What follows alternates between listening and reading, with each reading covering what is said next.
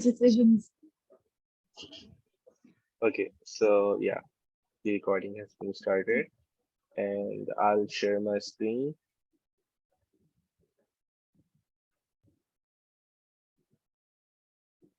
Hi, everyone, by the way, for everyone who joined. My name is Laiba Mubin, and I am a CFO. And I'm also like up and coming as the creative director of Knowfly. And we have Asher, who is the CEO of Knowfly. Hello, everyone. Chief Everything So, Officer. welcome to the first class of this course. Oh my God.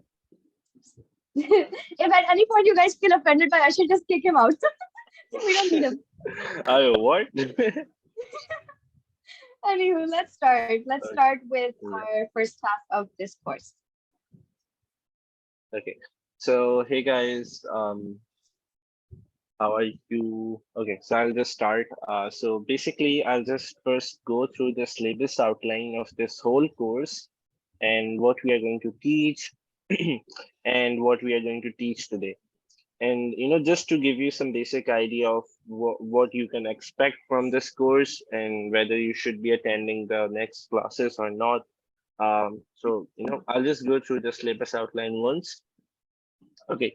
The main aim of this whole course is to actually teach you designing and make you able to create web designs, like professional web designs, the kind of ones that we create ourselves. So that's the whole aim, that you should be able to create perfect web designing. You should be able to do, freelancing with it. You should be able to get an internship in product designing from this course. So it's having a total of 6 classes and 1 workshop. What's the workshop is about? I'll cover that later, but let's just talk about the 6 classes that are in this course right now. So the first class that's happening today is more about theory of designing. We will cover basic concepts that are necessary to know and research about when you are just new to designing and you are trying to learn designing. These are like the very very basis of designing. If you get these wrong, then your whole designing will just mess up. So yeah okay so yeah so today's the theory of designing class. We are not teaching anything specific to web designing today or anything specific to Figma today. We are just covering the all the theoretical parts. The next session would be theory of web designing. Here you would be learning the terminologies we use, the mindset you have to build when you are actually doing web designing, because web designing is actually very very different from app designing and as well as graphic designing. These two are really different things. Web designing is much more complex than all other sorts of designing, because you have to think about different screen sizes. You have to think about this responsiveness. What is responsiveness and what I'm talking about, we will cover all that in the second session. So yeah, we also have to get a little bit of intro into the web designing coding, right? HTML and CSS, you need to know at least the very basics of it, like what stuff means, how it's done. So we will just give you the theory of it in the second class. Then in the third class we will actually start practical Figma, where we would be teaching specific things about the specific tools in Figma. We will start giving our first assignment in the session 3. After session 3, then comes the session 4, which is intermediate Figma. We will talk about constraints, auto layout groups, all the things that are actually that actually makes your life much much easier when you are doing web designing, and it's really important when you are actually doing it professionally. Fifth session would be advanced Figma. You would learn how you can use plugins and what plugins are recommended by us to use. What is component driven designing? What are variants? Or how you can manually create gradients? How you can add visual effects in your containers and shapes and all that stuff, and how you can have a different types of effects. It's going to be a really cool class as well.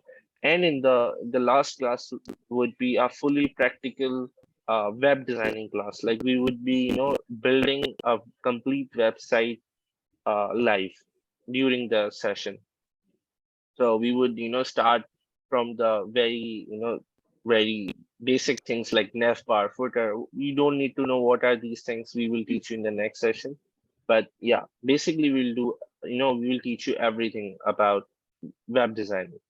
Once again, the point of this whole course is to make you able to create web designs, and you should be able to get internships, and you should be able to get do freelancing.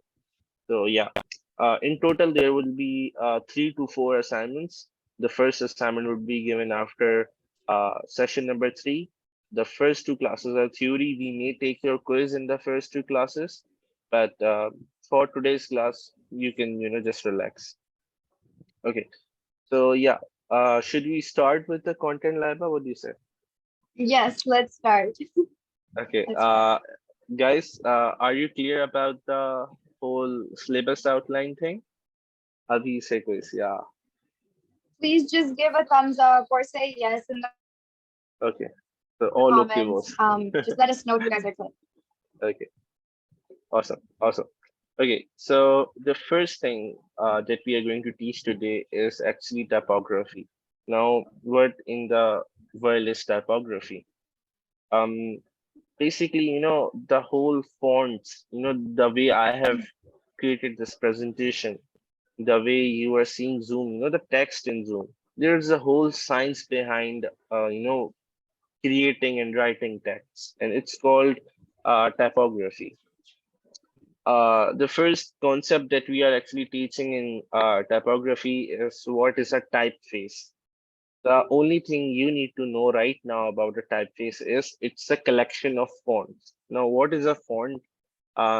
Like if you have ever used Microsoft Word, or if you have ever used some designing tool like Canva or Figma or anything, you must you must know what is a font. It's just a different way of representing a text, um, design of a text. So yeah. Um, Now, what is a typeface? Typeface is more like a family of these fonts. Like if you have ever noticed, there are some fonts that are really fancy. There are some fonts that are really formal. There are some fonts that are really cartoonish, right?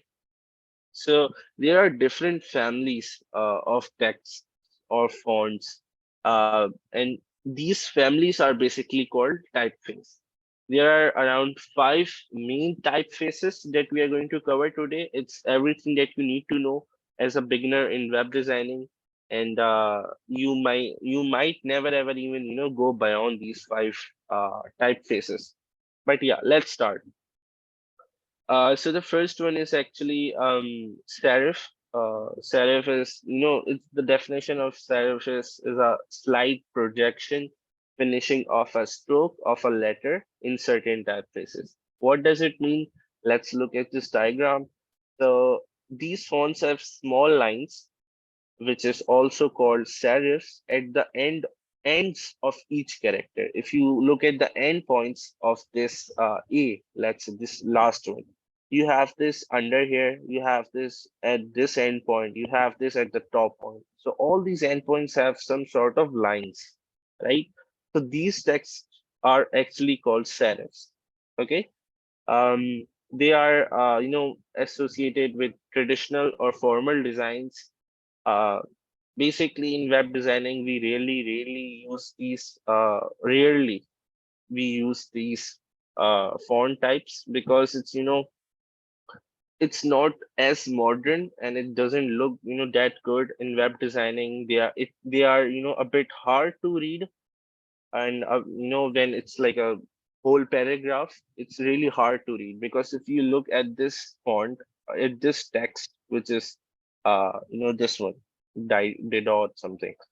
So the problem with this specific font is it has unequal lengths, unequal widths. If you look at the left side, it's like really slim line. If you look at the right side, it's like really thick line. They are fancy.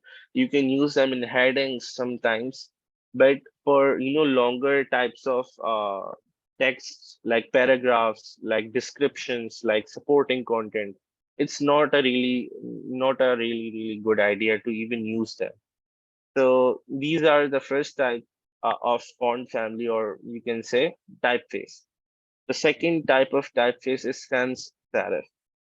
To actually actually remember what was sans serif and what was serif, you just need to understand it, and you just need to remember it. Like serif means lines and sans mean without. If you even search it on Google, like really quickly, you will get it. So sans serif basically means without lines, right? Uh, how it shows, you can just look at this diagram. There are no lines like serif fonts. It's like really slim. The width between all the points are like really same, truly same. It's not like sans serif where there are unequal widths in a character. The the whole widths are seen here. So these fonts are basically much more modern. They are they were basically uh, into existence after this whole internet thing, after the whole websites thing. And if you talk about the serif fonts, they are like from 17th or 18th century, so they are like super old. The oldest font is actually black letter. Black letter also comes under there's display fonts or script fonts, which we will cover in a bit. Don't get confused what I'm saying. But yeah, sans serif means no lines, right? So yeah, these sans serif fonts are the ones that we use the most in web designing. If you are confused what type of fonts should I use, always choose sans serif. They are clean, they are modern, they are super simple, and they are always loved in modern web designing. So yeah. Okay, just before I go ahead, can anybody confirm if I'm super clear up till here and you guys understood the difference between sans serif and serif? Okay, awesome. Okay, I'll just go ahead then. So the third type. The third type is actually display fonts. And you could, basically understand it by its title, display, that it's used to, grab attention. It's used for display. It's used for big titles and big headlines.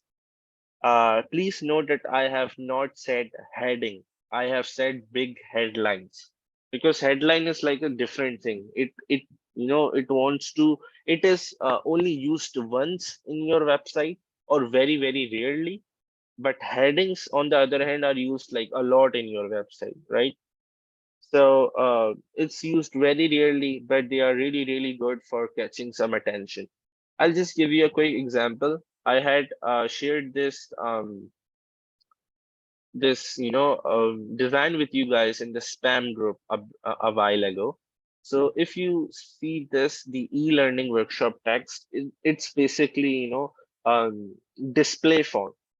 It's basically a display font, and we have used it just for to catch your attention at the top. So this was a headline. The name of the workshop that it's now available was a headline for us. That's why we used it. Okay. So yeah.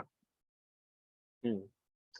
Okay, so display fonts are used for grabbing attention. Now here are another type of fonts that are used for grabbing attention, and these are called script fonts.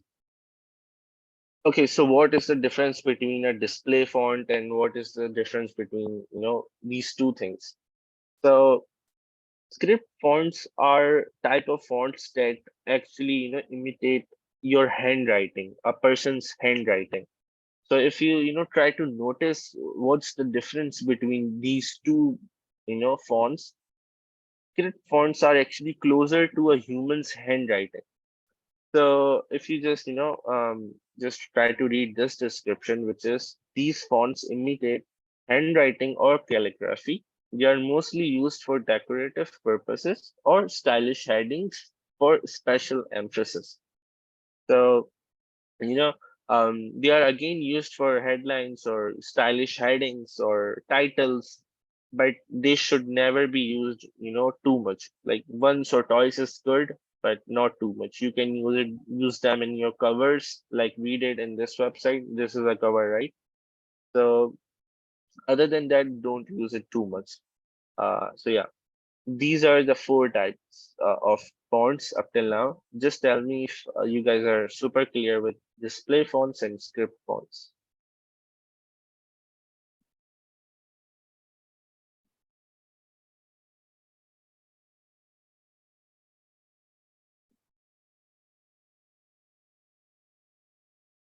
Okay, awesome. Okay, clear. Okay. Okay, so let's move on to this last major typeface, which is monospace fonts. Now, again, the meaning is in the word monospaced. Mono means one, and spaced mean a uniformly spaced font. So what it means is that if you look at this text, which is like this mono space, the whole width of a character are all same, no matter if it's a capital character, if it's a small character, if it's a character that takes more width. All the spaces between these text, the widths of these characters are all same. So this is called monospace fonts. They are very, very, very rarely used. They are mostly not used in any website unless you want to show, a code, or you want to, show some sort of programming on your website, or if your whole website is themed upon video games or something like programming. That then it makes sense. But other than that, please don't use this font. The best bet in summary, if you just want a summary, is if you are writing longer descriptive text or headings, just go for sans serif. If you want to write big titles and headlines, go for display or script fonts. If you want to write headings, and if you want it to be fancy, then you can go for serif. But again, sans serif is a better heading text as well because it's much cleaner. Okay, so yeah, these are all five fonts that we covered. I'll just quickly go through some more basic things now. A lot of it would be common sense, but it's important to notice what the common sense is basically saying to you, right? So yeah, let's talk about readability a little bit. So you also always have to make sure that your text is easily readable by the user. See, if you basically think about it, any website that you create, it's created for your users. It's not created for you, right? it's it's you are not the user. Like any website that you make is not for your information, right? You always make it so that other random people can just visit you and then they can know about you, take some information, or get some service or offer some service, something like that, right? So you always have to think about users when you're creating your website. So yeah, make sure it's easily readable, and the fonts that you have choose have clear letter forms and appropriate spacing. Okay, so if you just note this down, this is why serif font sucks. Why? Because the letter forms, if you notice that I just pointed out as before as well, that they have unequal widths, and if you use it in a descriptive like longer text, then they are not so readable. So yeah, that's why serif font sucks. And the third and most important point is you need to maintain an adequate, contrast between your text and the background. Okay, so I have some examples. You like if you just look at the first example where it's written, "You can see me," with black text on a blue background. It's really, really hard to read it, right? But if you look at the second point, which is, "You can now see me, but I look bad." So the problem with this is the background text, the background color of these texts are like really bright. You never ever ever use bright colors. Like if you look at any website you want, facebook.com, microsoft.com, any website like youtube.com, any website that you use daily, you will always see that whenever there's some sort of text, it's always on a lighter background. So that's why if you check out the third point, which is, "You can see me and I look modern," that's, much better. What do you guys think? Am I right?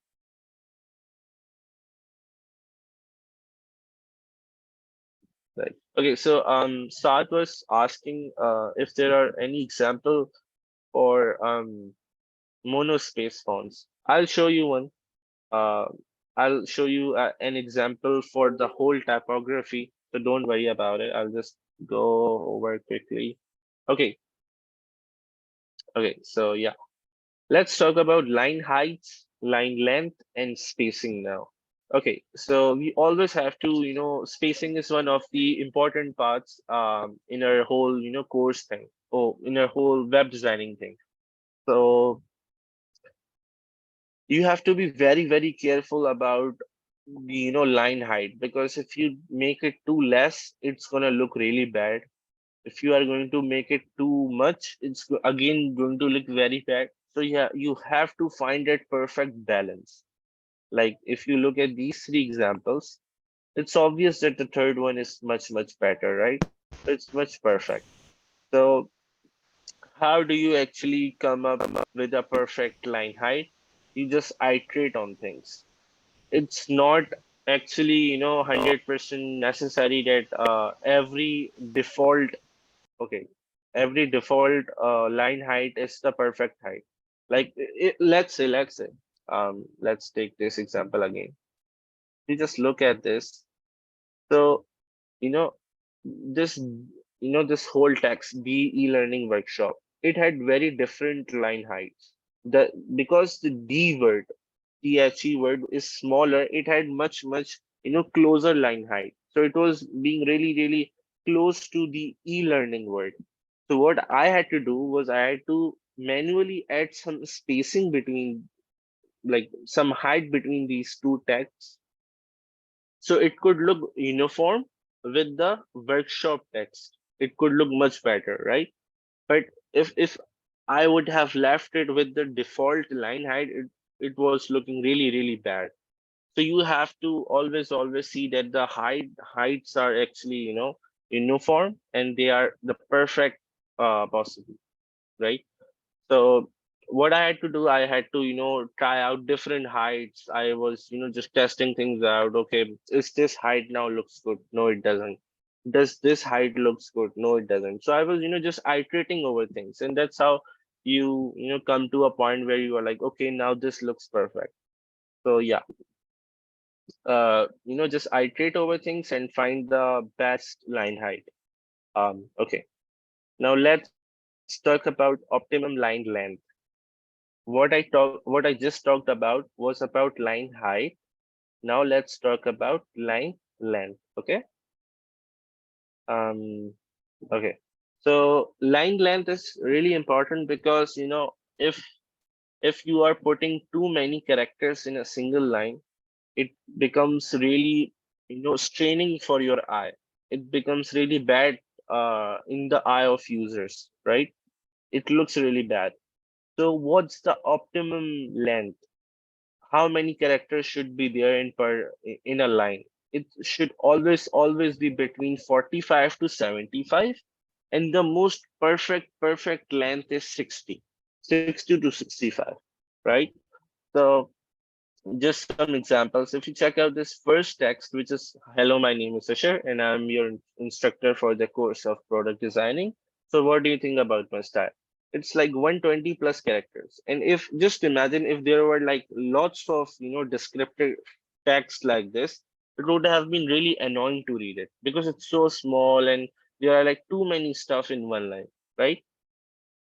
Secondly, if you look at this one, which is this larger one, hello, my name is Usher and I'm your instructor. It's like really, really, annoying because like it's too large, right?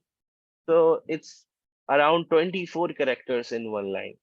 So what's the optimum length? Optimum length is this one. Hello, my name is Usher and I'm your instructor for the course, the middle one, right?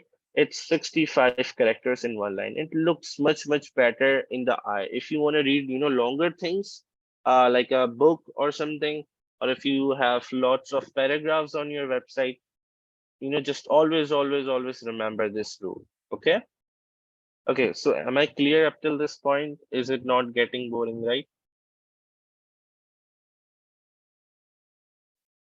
Okay. Sure. Bye. Looking cute. Thank you.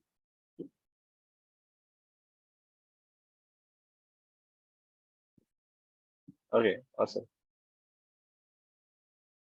Okay, so just one last thing, and then I'll head. Oh, then okay, it's not actually one last thing. It's a lot. Okay, just quickly, alignment and formatting. You guys already know that you can align your text to the left, to the center, to the right, and all that stuff, right?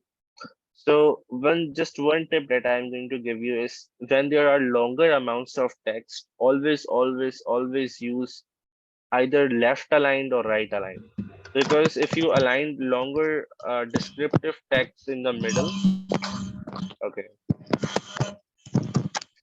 if you align longer descriptive text in the middle, it's much harder to read them, right? So always, always, align them either on one side. If it's a heading, okay, then you can use it in the middle, or if it's some sort of small paragraph, then yeah, it's okay. But if it's like something long, never ever use centered alignment. Okay. Okay, so yeah, hierarchy and scaling. Okay, it's very simple. Bolder weights or larger fonts actually draw your attention. So you should always use them in points which are like headings or which are summary of your descriptive content. While smaller size fonts indicate supporting content. So if you have this whole paragraph explaining that heading, then it's going to be now smaller uh, text, obviously. It would look really stupid if you would actually, make your heading in like lighter font and in smaller size, and then make your whole paragraph in bolder weights and like large fonts. So obviously that's not a good idea, right? So that's about the scaling thing. And you always have to, assign a standard to font sizes. You always have to assign that a paragraph should have this font size and this font weight, right? And a heading should have this font size and this weight. It should be bold, let's say. And a subheading should be semi-bold and it should have this font size. So you have to maintain a standard whenever you are designing anything, either in graphic designing, app designing, or mobile designing. Okay. So yeah, mhm. I'll just go over spacing just really quickly, and then I'll show you guys an example. I have just 5 minutes more before I give Laiba the turn. Okay. So spacing. There are actually lots of types of spacing. We already covered line height and line length. So I'm not going to, talk about that now. What I'm going to talk about right now is margin and padding, right? So what is actually margin? I'll just, draw something so I can explain it much better to you. Okay, let's say the most key element in this whole margin padding thing is actually frames. Now, what is a frame? Let me just, explain it to you. Okay, let's say I have this frame, right? It's a white frame. Okay, now if I add any shape or any text in it, let's say if I add any text in it, okay, let's say I added Usher. So it's relative to this whole frame, right? It's relative to this triangle. Like if I'm saying, okay, this is this is actually, this is how it's. Let me make it bigger. Yeah, it's this far from the frame outline. So this is actually called margin. This is a main frame, and it just have one uh, text, so it will be called margin. But if I am like, okay, I want to draw another frame inside this frame, let's say it was some triangle. Okay, any shape can be a frame, please don't get confused by my wordings. So let's say now I have this triangle, right? And I'm like, okay, now I want to put this text here. Now please notice one thing, that there are two types of spacings here. First type would be this frame having this spacing, right? Like the okay, it's white or something. No, let me draw it again. Oh, this is too expensive. Okay. So there's this line, right? And then there's this spacing. So this is called margin now. Why? Because it's the you can say it's the spacing between two frames. This was frame two, or you can say container frame, whatever you want to say. Okay, this is frame one. So it was a spacing between two of these things, right? But now if I'm like, okay, I want to actually add this, I want to talk about this spacing between this frame and this text. Now it's a padding, right? The reason why it's a padding, because it's actually the space inside that element, inside this frame, inside this rectangle, inside this container, whatever you want to say. That's why it's called padding. But anything outside of this rectangle, that's a margin. Am I being clear, or am I being like too confusing right now? It's padding. I'll just write it padding and, and margin. Yeah.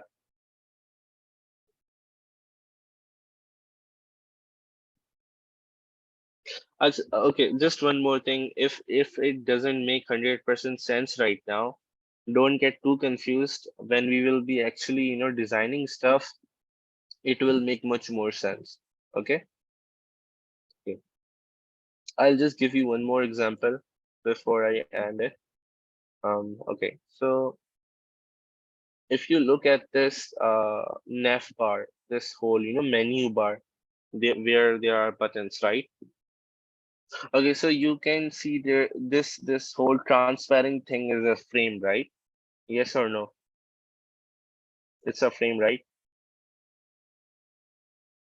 But the whole website around it is also a frame. So there's a frame inside a frame, right? Now if it's in middle, right? This transparent menu bar. So the spacing, this spacing above it and this spacing between these two frames, what will it be called?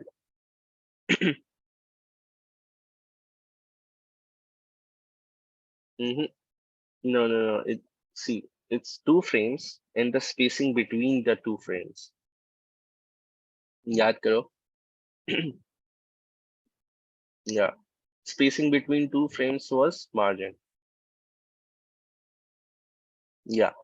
And I'll give an example. So now if we talk about the inside of this transparent container, the logo, that spacing between the text, now what will this be called? Sorry. Yeah, exactly. That's padding, right? So this is the difference between a padding and a margin. I know you guys are not 100% clear on this right now, but with time you guys will get it. It's a bit difficult to understand it in starting. Anyways, so yeah. Mhm. So that was margin padding and okay, yeah. So Laba, yep, you can Yeah. teach now. Can you guys see my screen?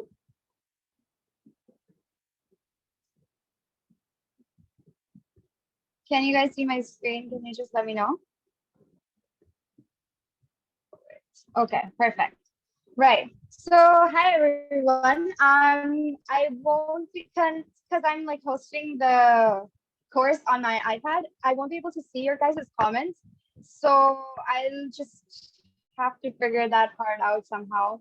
Maybe I'll join it from my phone and then yeah, I think that would work. 1 second. Just let me set that up and then we will start with color theory. So till then, just like drink some water, hydrate yourself, um, relax a little, take a breather. I feel like typography was a lot of theory. So just kind of relax and we will start with color theory. Let's just add some color into your designing world.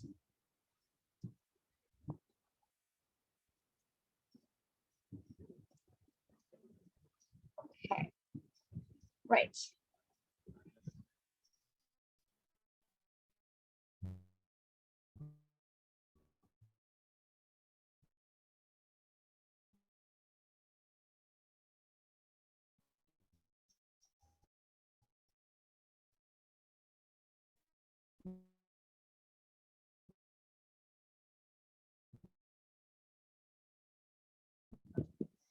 So let us start with color theory. Hopefully everyone is, but it's a bit difficult to just conceived differently by everyone, right? Maybe red has a difference. We're basically going to dig a little deeper into that very concept.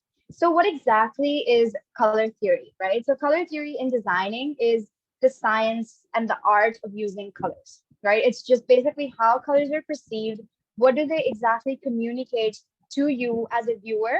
And what do the designer actually intend on communicating to you? So a lot of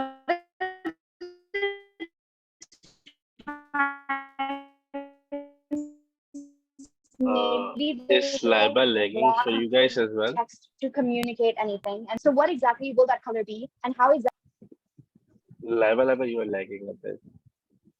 I'm lagging? Okay, 1 second. Yeah. 1 second. 1 second. Okay, can you guys hear me now? Hello? Yeah, we can. Is it fine? Yeah.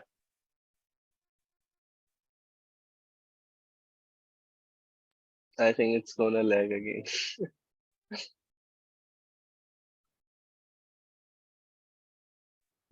Okay. So really okay, I'm so sorry about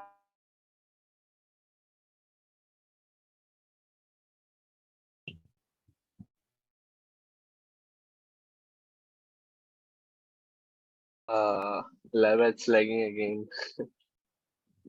Okay. oh my god. What oh, It happens, guys. Come on.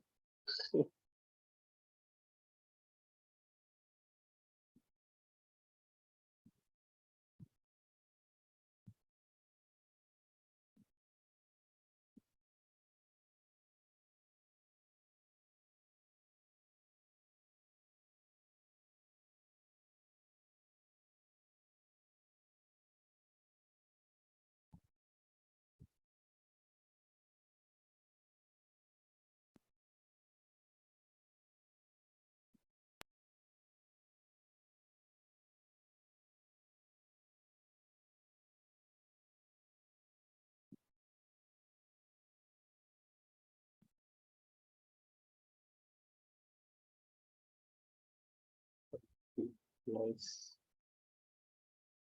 Light pink, आपके दिल में हमारा cover. Never get internet from sky.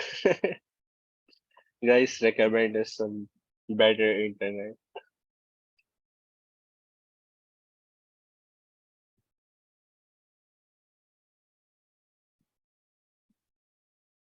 We will be with you shortly. Yeah, please run ads to web.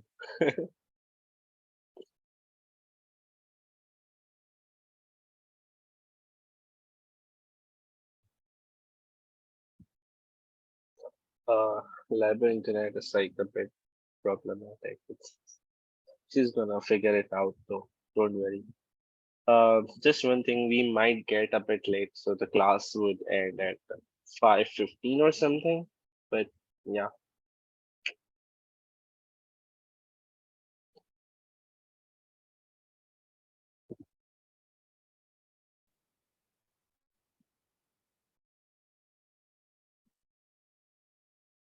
5:15. अम्मा से बताओ. Hello, hello, hello. Hello, Laba. Can you guys hear me? I'm so sorry. I feel so bad. I'm sorry. It's okay, no problem. Laba, if it still lags, try, turning off your video maybe. Yeah, that's what I was gonna suggest. 1 second. Let me just do that. Okay. Okay. Let me know, please. Yeah, so Is it sounds all better? right. Yep. We were running ads. Okay. Just again, let me know, guys. I'm really sorry. I will try to compensate somehow. I'm so sorry. I'm so embarrassed. But okay, let's start with the color theory. Okay. So basically, what exactly is color theory? We're going to talk about that. And it's just how you perceive colors, right? How exactly does a color resonate with you as a viewer? And what exactly is the designer trying to communicate with that particular color? A lot of the times, brands also use just a color to symbolize or make an identity, right? So for example, when you think about the color red and yellow, the first thing that comes to your mind particularly might be a McDonald's, right? It could be Shell, which is the petroleum. So the times colors have a lot more significance than typography, but at the end of the day, typography and colors, they both go hand in hand, right? So the first thing we're going to talk about is the color wheel, right? So this thing that you guys see here, this exactly is a color wheel. Now, what exactly does a color wheel do, right? So a color wheel was initially founded by Sir Isaac Newton. I know it's kind of weird that a person who found gravity found the color wheel. It's off brand, but yeah. So he basically found the color wheel, and we can divide the color wheel into primary, secondary, and tertiary colors, right? So what exactly does the primary color wheel tell us? It just has three colors, the very basic colors that almost every color is made up of, and that is your red, it's yellow, and it is blue. So that's primary color wheel. Now, when these primary colors are mixed up, they make up the secondary color, right? Now, this secondary color is made up of mixing up primary colors. So, for example, if you mix up yellow and you mix up blue, then it's going to give you a green. If you mix up yellow, if you mix up red, it's going to give you an orange. If you mix up red and blue, it's going to give you a purple, right? So you mix up primary colors to make up secondary colors, and then vice versa. You mix up secondary and primary colors together, or just secondary colors with itself, and you get your tertiary colors, which is just your blue greens, your red violets, just your more complex colors that are your intermediate colors, right? So this is particularly just your color wheel, which is going to be the start of your color theory. So the next thing we're going to talk about is warm and cool tones. So when you're talking about the color wheel, so what you do is basically you put a line, just a vertical line in between that color, which separates the left side, which is the warm tones, and it separates your right side, which is your cooler tones, right? So you're basically going to have your blues, your purples, your greens on the cooler side. So basically, if you want to just create a more chill, a more cooler atmosphere for your viewers, you're just going to use a bunch of blues, you're going to use a bunch of purples. But if you want a more warmer, a more summery tone, then you're gonna use a bunch of red, oranges, yellows, just to create that heat, right? So yeah, hopefully everything is clear till then. Can you guys just let me know if it's all clear? Or if you guys have any questions, just let me know.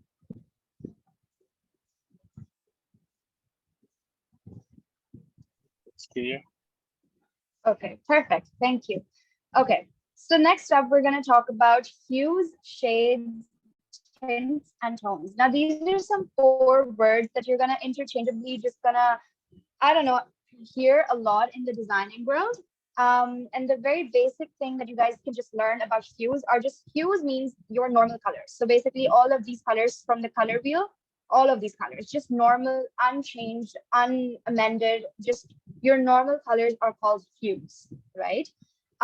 Next up is shades. So shade, if you want to remember it particularly, it just means a kind of a shadow, right? So shades is adding black to your color. So if you add in a black shade onto your hues, it's going to add a shade to your color. Then tint basically means adding white or maybe just particularly highlighting your colors. So just kind of making it brighter, that's going to be a tint. Making it a little darker, that's going to be a shade. And then a tone is just adding a bit of gray area. So it's somewhere in between a tint, it's somewhere in between a shade, but it's not the pure color, it's not a hue, right? So hue means a pure color. A shade means adding a little bit of black, making the color a little darker. A tint means adding a bit of white, making it a little brighter. And a tone just means a gray area somewhere in between. You don't want to, maybe you can also refer to as like a pastel color, right? So that's what a gray tone is on a hue, right? So basically you have this, this picture, right? I'm just going to show you how exactly you can alter this image with shades, with tints, and with hues. So this is particularly a hue, right? It's just a pure color. It's unedited. There's nothing going on over here. But once you go into the tint area, what did I tell you about tint? Tint basically means to add a bit of white, right? So just making it a little brighter. So this is going to be a tint. So it's becoming more luminescent. It's becoming more brighter. A familiar thing with a tint is also your highlights. So basically a highlight just makes it more brighter. You see how it's adding white to it? So that's what it's doing. And then lastly, it's your shadow. So shadow is just going to make it more darker. It's just going to do this. So you can just play around with this and you can figure out the colors of your image and edit it. But then obviously we're going to dive a little deeper into this segment later on when we're actually going to teach you Figma, right? So you don't need to worry about any of these settings yet.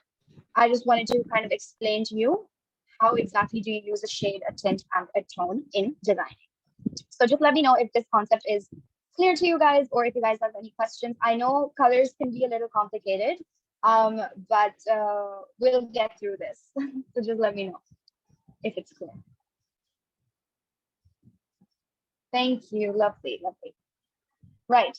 Now we're going to get into some more interesting stuff, right? Because a lot of the times, I think Asher and me, we both have this big issue of sometimes we will make the whole design, right? We have everything set in our mind. We just know everything's going to go well and stuff. And then we're either stuck up on the font. Kaun sa font use karna? Like, what do we use? Like, nothing looks good. Nothing's going well. Like, how exactly do we go about this? So the 2 things that we get stuck up on is like either the typography of the design or the color. Because sometimes we're like, okay, the colors are clashing. This is not working out. This is not readable. We're always like arguing about this kind of stuff. And it's like so hard for us to kind of figure out exactly how do we go about the colors.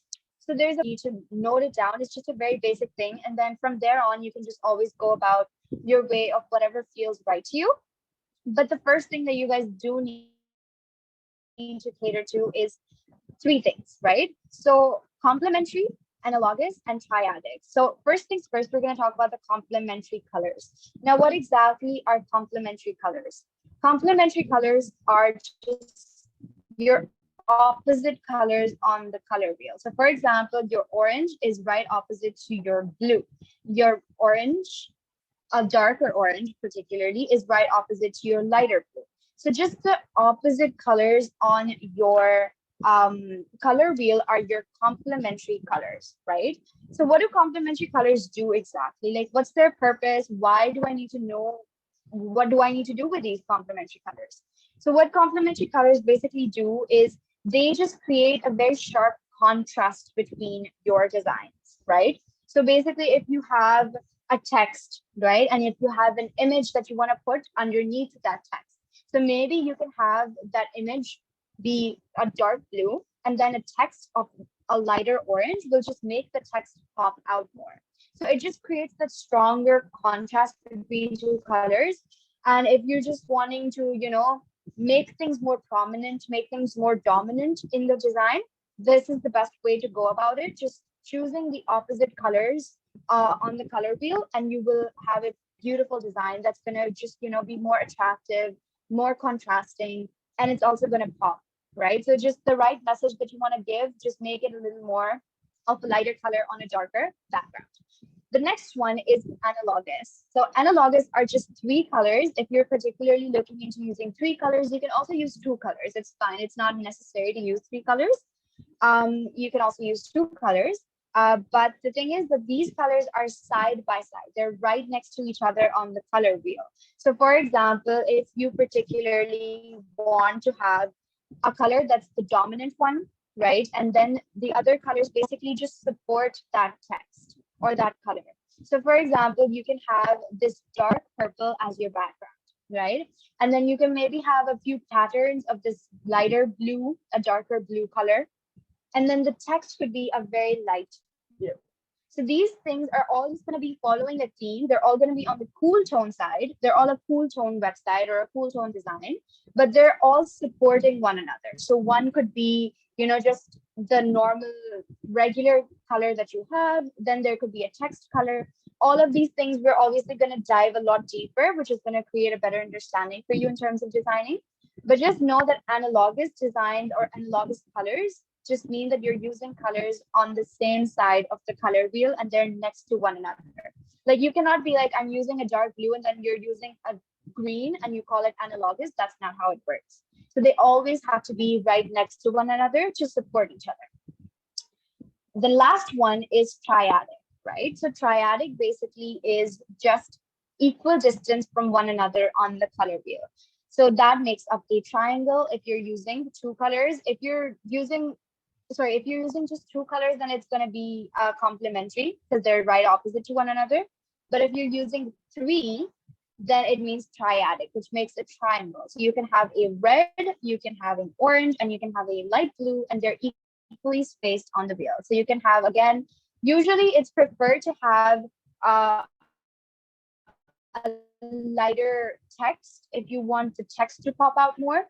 But you can also do this because so far I've only given you examples of a darker background and lighter text. What you guys can also do is maybe use a lighter background. So just like an orange background to pop out and then a darker red or magenta text on top would also look absolutely amazing.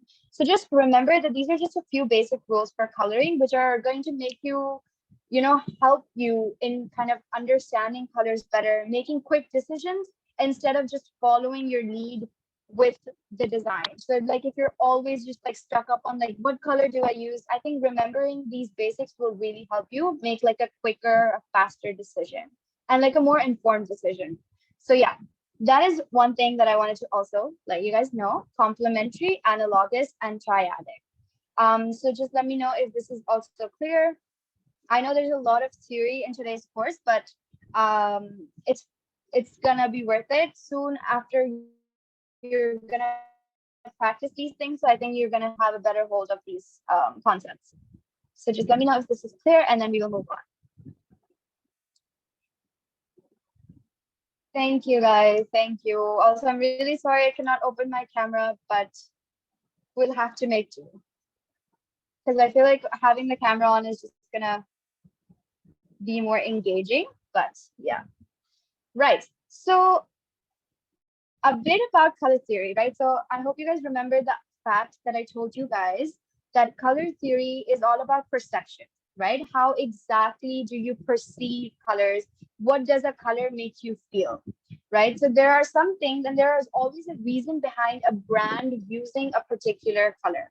There's always a reason behind a brand using red. There's always a reason behind a brand using black. But what exactly is that reason? Why and how does a brand or a design need and communicate its message through a color?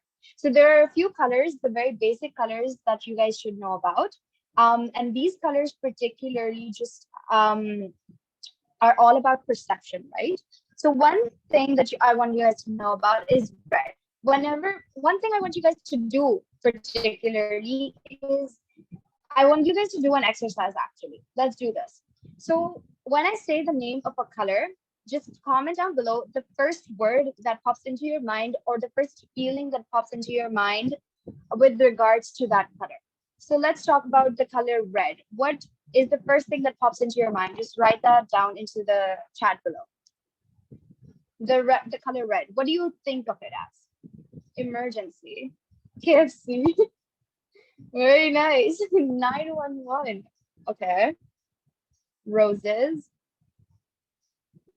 Ketchup. Ooh. Wild.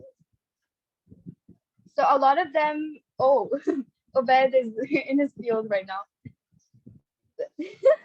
Yeah. So a lot of these are talking about danger.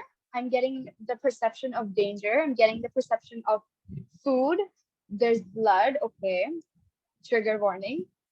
So yeah, there's a lot of people who are talking about a sense of urgency, right? Emergency. So there we go. We have your perception of urgency, excitement, passion, and danger. So that's particularly what the color red is usually used for. But now brands have also used the color red because it pops out more, right? When you think about KFC, the reason they might have used the color red is because you can immediately spot it in a crowd full of, just a bunch of designs, and the red will always pop out. That's just the kind of thing, that's the kind of attention and attraction it arrives with, right? So that's red. It's urgency, excitement, passion, danger. And yeah, it creates a sense of attention and attraction. Right. Let's get on to the color purple. What do you guys think when you think of the color purple? Witch. Ooh, Halloween. Royalty. Very nice. Royalty.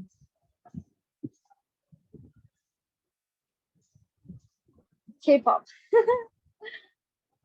That's interesting. Teletubby. Oh my god, I used to watch Teletubbies. Okay, so we're getting calming. Okay, royalty. Royal. There's a lot of royal, and that is exactly the very first word. It's royal, luxury, creativity, spirituality, wisdom. So you can also look at our Knowfly's logo, and it has the color purple in it, which means wisdom, right? And it also means creativity. So just before you look at a logo, I think now you guys gonna have a better understanding of why that particular color was used. So with Knowfly's logo, we use purple because it means wisdom, it means creativity, right? And it also creates a sense of sophistication and elegance. Now, next up is the color blue. What do you guys think when you think about the color blue?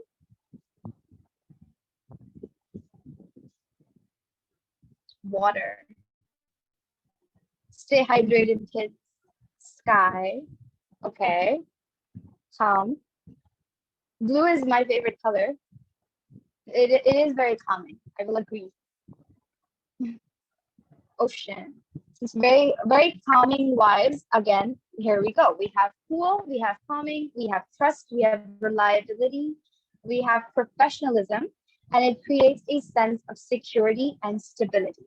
So see, here we have like a bunch of other colors. I think I wouldn't get too into it. Like I would ask you guys to say them because I think we're going to be short on time that way.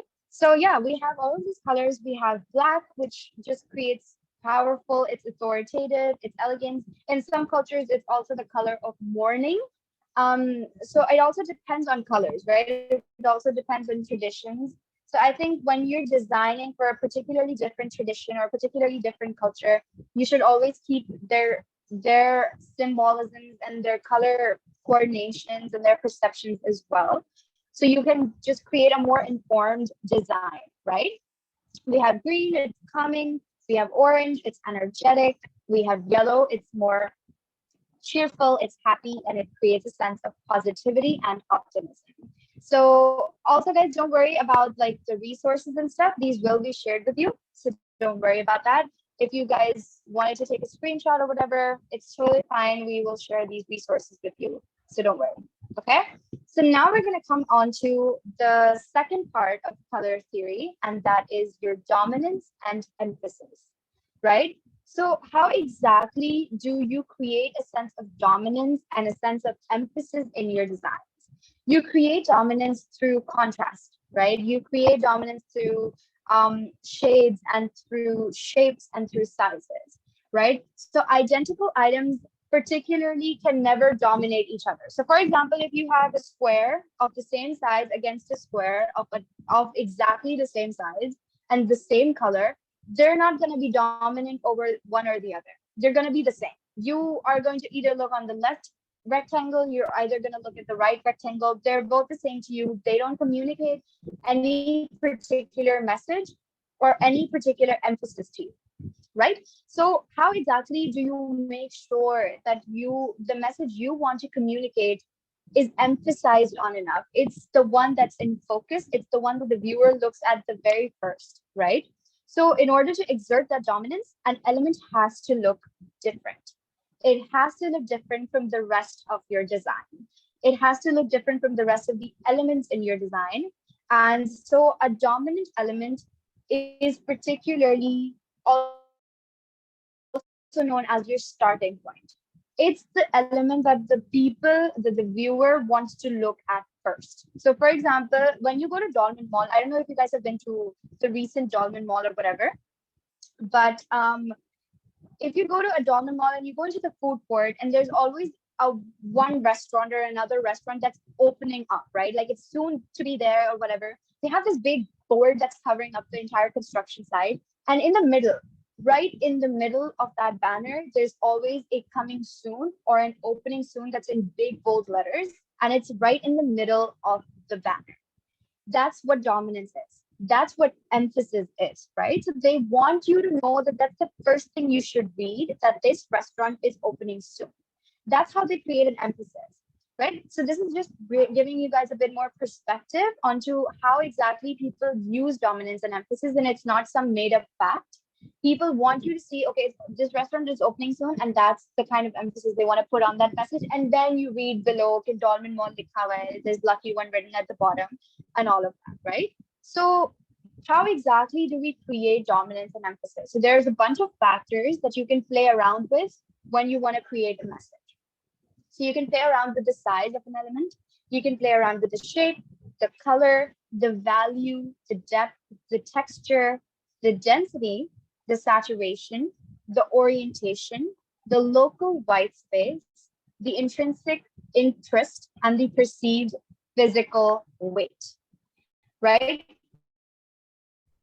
So don't worry, these factors are a lot, but we're going to just skim through them because it's not that complex. So don't worry. So first things first, we're gonna go on to the size. So a size of an object. When you look at this particular picture, these two circles, which is the first circle that you looked at? Which one is the first circle that you immediately panned your eyes to?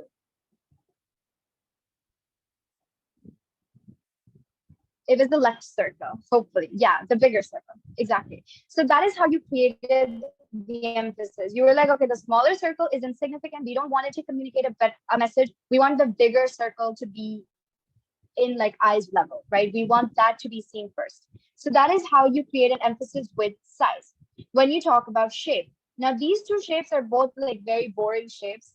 But for example, if you had a star instead of a rectangle or instead of a square, I think a star would just be a lot more intriguing, right? It would just be, it's like a polygon, it's 5 corners, it's just more interesting. So I think that's how exactly you can create more emphasis through shapes. You can also have 2D shapes or 3D shapes, and 3D shapes are usually known to be more interesting, right? But then again, if you want it to be more dominant, then the rest of the things should be 2D,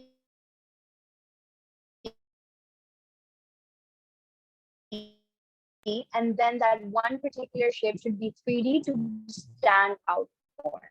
So it's just a matter of your design. It all, at the end of the day, it always depends on your design, right? Next up is color. So when you have these two colors, so there's a warm color and then there's a hot color. Oh, warm and hot are the same.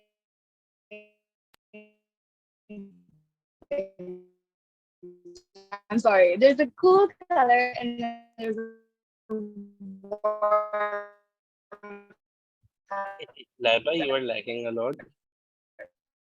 again.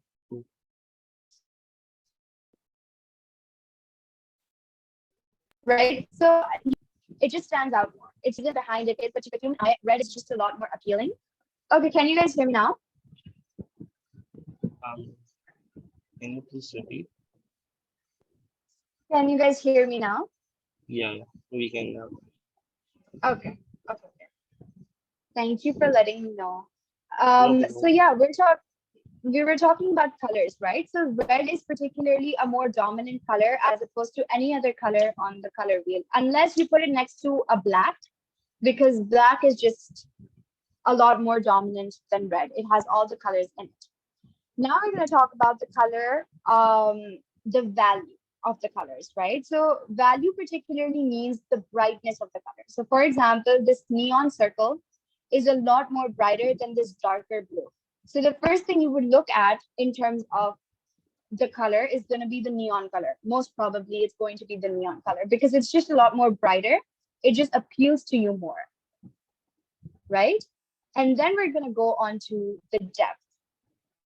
The depth is particularly the sense of dimension and the distance of your object. So how far is that object from you? For example, if you made this square, this circle smaller, it would just feel like it's a lot further away from you, right? And so again, you're going to be focusing more on the left circle.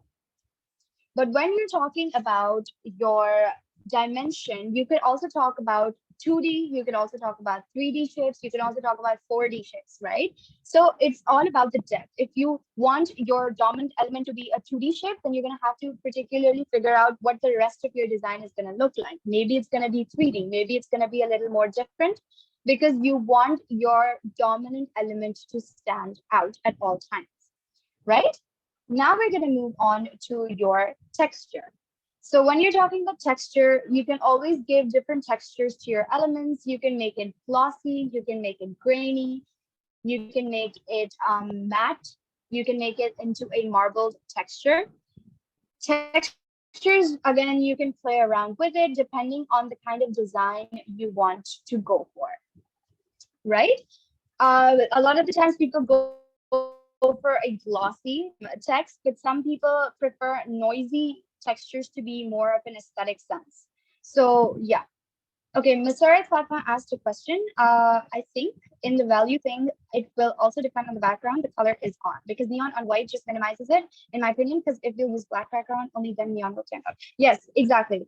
Because at the end of the day, everything that I'm teaching in terms of color theory, it always has to depend, again, on your design. So right now, because it's on a white background, maybe darker colors will stand out to you more as opposed to lighter colors, right? So for example, if you're talking about a light green or whatever, then that's just not going to stand out on this white background.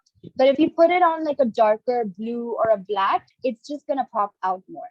So again, this is all very just basics, but at the end of the day, you're always going to have to play around with these settings based on the design you're working on. Now, saturation basically means your opacity of the element. So this is at 100% opacity. You cannot see through this circle. This is at a 70% opacity, right? You can see here. This is at a 50% opacity, and this one is at a 30% opacity. So it's a lot more transparent. These circles go as they go by, but this one is the most opaque. And because it's the most opaque, I'm sure this is the one that's standing out the most in all of these 4 circles, right? So now we're going to talk about the orientation. I know this course is getting a little long, but just hang in there, okay? Just hang in there, we're almost done. So now we're going to talk about the orientation of your elements. If you want your text or if you want your picture or whatever it is to be the dominant element, you put it in the middle, right? Because that's exactly where you want the viewers to see, and that's exactly where the viewers usually look. They don't look at the top of the banner, they don't look at the bottom of the banner, they always look at the middle first. And then if you don't want it to have much significance, you put it at the corner. Maybe that's the last thing you want them to see, right? So your main message usually always goes at the center, or if it's bold enough, if it's out there enough, then you can always play around with it, put it at the top or whatever. Then we have your perceived physical weight. Now, perceived physical weight is just something that Usher has already talked about. It's in terms of typography. So you can play around with the weights of your text. This is the boldest it could get. Then it's a semi-bold. Then it's a regular. Then it's a thin text. And this is just your stroke or like a border text, right? So you can play around with this as well in order to create more significance. This seems the most important, and these 2 texts seem the least important in terms of a message conveyed to the viewers, right? Now, we are just at the very last part of our color theory. Okay. Now we're going to talk about the shades and the contrast of the color theory. We're just going to breeze right through it. It's very easy. It's not too much. Basically, we all have a bit of a concept of shades and contrast, and we've already talked about it when we were talking about the complementary, the analogous, and the triadic color wheel, right? We were talking about the opposite colors, the side-by-side colors, the equally spaced colors, all of that. So this is an example of a website. And particularly they have a contrast here, right? They have this light purple, they have this white. So when they have a light purple background, they have a white text and a white button. When they have a white background, they have a purple text and a black text on top. So this is exactly how they're contrasting between their different backgrounds and their layout throughout the website. And these are some factors through which you can contrast in your text. So you have your color, you have your shape, you have your sizes, you have your typography, you have your proximity, separation, position, and patterns, right? So exactly like this, we've already talked about most of it in our dominance and emphasis, and we've also talked about the color theory. So the shades and contrast should be nothing new to you. We're just going to breeze through this. So when you're talking about the colors exactly and how exactly do we contrast, we have these few examples.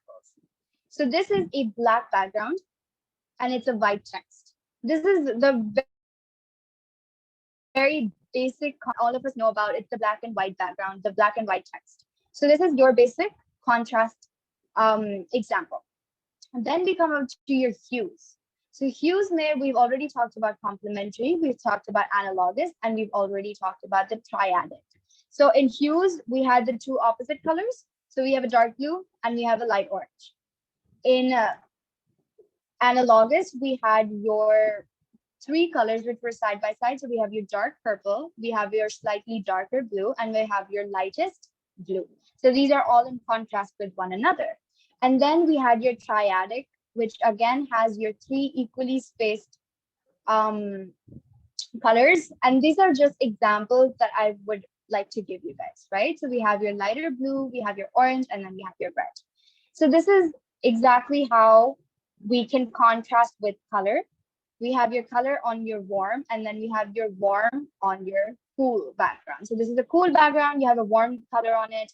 This is a warm background and you have a cool color on it. And then you have your black on background and a neon text, right? So this is exactly how you can also measure intensity. You can make this opaque and it will be just less bold. You can make it more like brighter and it's just going to be more out there. You can make it glow and stuff. So this is how you also contrast, right? Then we have your different shapes. You can play around with that to contrast one another. Maybe you can have a star with a circle, all of these things, just again, it's a fun thing to kind of design and find your own style. You don't always have to follow the basics, but knowing them just makes your decision making processes a lot easier, right? Then you have your sizes, your red circle, your smaller black circle. All of these can just contrast with one another. If you have like bigger circles, all of them are the same sizes, they might not look as well as your smaller and a bigger circle together. And then again, we are going to talk about your typography that Ashur has already talked about. It's the heading, the bigger text, the subheading, a smaller text, and then description has the smallest text, right? Then typography, again, I'm not going to get into this because Ashur has already very detailed, given detailed explanations of this. But yeah, this is a serif and this is a sans text. Again, this is just a kind of a revision for you guys. A serif has all of these lines at the end and sans does not. So when you talk about proximity and separation, they also kind of create a kind of contrast with one another. For example, similar elements can be grouped together. So heading and all the text could be grouped together, and then all the pictures could be grouped on a separate side. And the white space in between these elements just creates a sense of contrast, right? It creates a sense of, okay, this is where I read and this is where I look. So it's also easier for the viewers. It's a good user experience for people to just navigate their way through the website or through the design. They know this is where the text, this is where they have to put in the effort of reading, and they know this is where the pictures are, this is where they have to just look. They don't have to put in a lot of effort. So it just kind of creates this kind of distinction between your groups of elements. And so separation and proximity are also very important elements of contrast. And lastly, we have your positioning. So in the positioning factor, we have your, sometimes you can also position the text on separate sides. So you have your heading and your subheading on your right side and your description text on the left side. Just play around with the design and then it will work perfectly, right? So just a small summary and then we will be done with color theory. So what you guys can do in terms of contrast is you can resize your elements. You can play around with textures, patterns, make it glossy, make it matte, make it noisy. You can pay attention to the alignment. Maybe the white spaces in between the elements make a lot of difference. You can play around with the typography, the fonts, and you can also add in unexpected elements. So just, you know, like in Canva, you have those elements of blobs and those 3D shapes and the 3D people. Just adding in different unexpected elements can also make your design a lot more fun. So yeah, we are done with color theory, everyone. Thank you so much for being patient. I know this was very long, but I hope you guys took notes. We will also share these resources with you guys. So don't worry, we'll help you guys out through the next sessions as well. Thank you so much.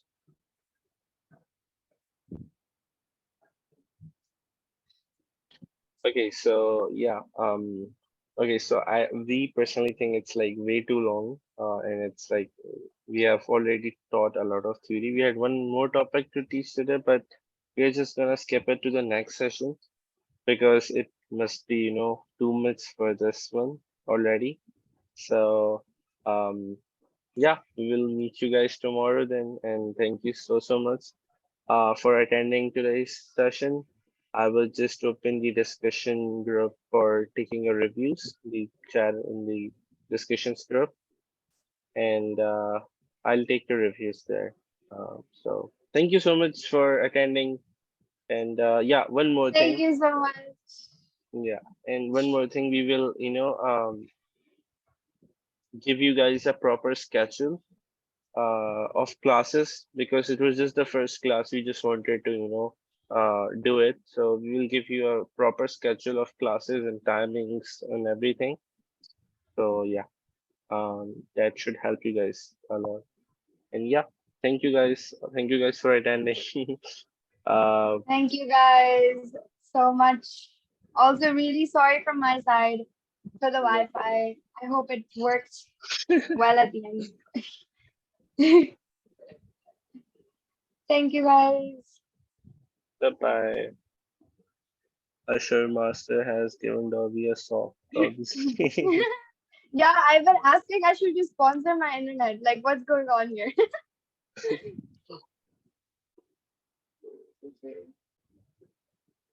Sir, why not sponsor? Okay, I'll talk to her about this. Yes, yes. Thank you so much for your time and effort, guys. Thank you, Thank Ripa. you. Thank you for coming, guys. Honestly. And thank you for staying till the end, even though we did extend the time quite a bit. But yeah, thank you guys so much. This was just the Yeah, first class, so it had to have a few mishaps, but we yeah, will be so much better in the next classes. yeah. And also, like, don't worry too much about the theory. It's what you will be practicing in the next Yeah. 5 sessions as well. So it's like it's Yeah. going to get repeated a lot. Mm-hmm. Yeah. Just like Thank you. just like go and relax. Everyone, go to bed and dream about color theory. Oh my god, yeah, इंसा वो वो मेरा पुराना वाला account phone में login हुआ हुआ है तो इसलिए मैं उससे आ गई हाइड्रो वाली ID Okay, so I'll 20 just turn off the recording.